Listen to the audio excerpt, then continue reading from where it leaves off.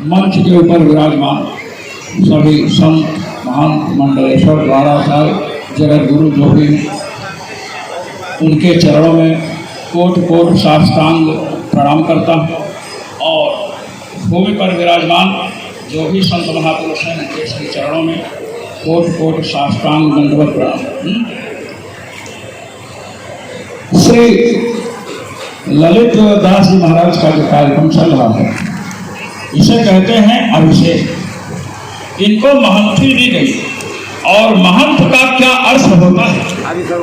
एक बार छावनी में हम लोग थे तो महाराज श्री ने पूछा हमसे कि महंत का क्या मतलब है, तो हमने कहा महंत का मतलब महंत है। कह नहीं, महंत का मतलब होता है साधुओं का सेवक।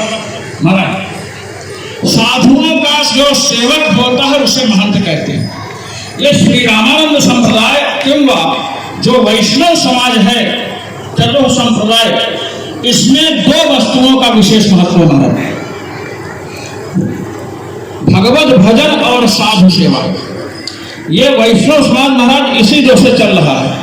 हमारे यहाँ प्रश्न किया गया कि सबसे बड़ा कौन है, महाराज सबसे बड़ा कौन है, तो इसका उत्तर श्री अग्रदास जी महाराज ने तो दिया ही।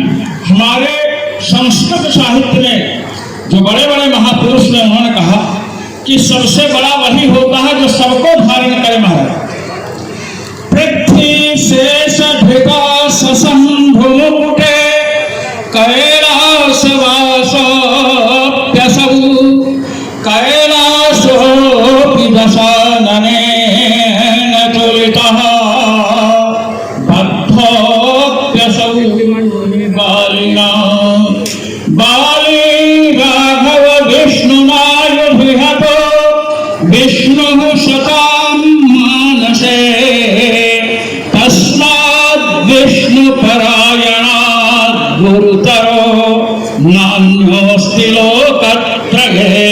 ये महाराज भगवत भजन पृथ्वी सबसे बड़ी है। पृथ्वी से बड़े तो शेष नाग है क्योंकि पृथ्वी शेष पर आश्रित है। शेष तो शंकर जी ने अपने जटाओं में धारण किया, शंकर जी बड़े हैं।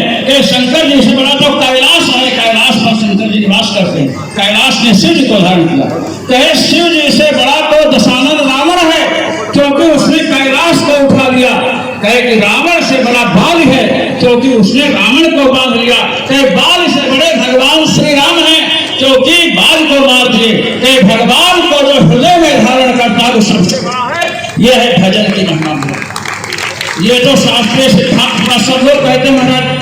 अब भगवान को हृदय में धारण करने वाला सबसे बड़ा है, यह सिद्धांत हुआ। किंतु जो भगवान को भजन करते हुए अपने हृदय में धारण करते हैं, उन संत महापुरुषों को जो अपने हृदय में धारण करता है वो उनसे भी बड़ा है। अर्थात जो संत सेवा मनोयोग से करता है महाराज, संतों को अपना आराध्य समझता है महाराज, वो सबसे बड़ा है। जो महंत पद पर महंती जो की जाती है इसका एक ही उद्देश्य है कि आप भगवान को जो धारण करने वाले हैं उनसे भी बड़े बनो।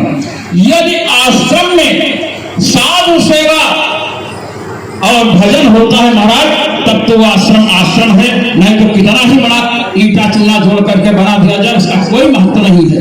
और दूसरी बात महाराज, साधु सेवा तभी हो सकती है जब महंत जो संतों को प्रसाद बनाया जाता है महाराज उसको पाओ।